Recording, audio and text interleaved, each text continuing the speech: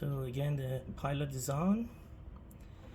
It's been a short moment, maybe about 2 minutes now. So I'm gonna turn the knob to very hot.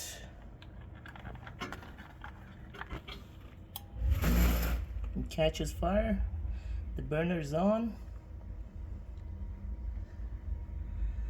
Everything looks fine. The controller shows blue light indicating fine, everything fine.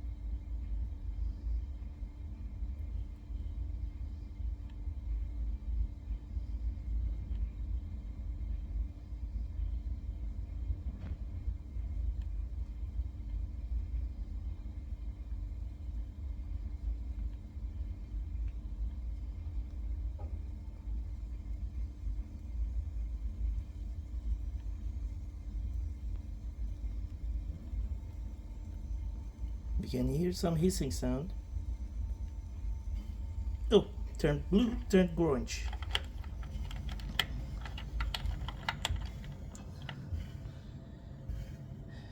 Turned orange and I immediately turned it off completely.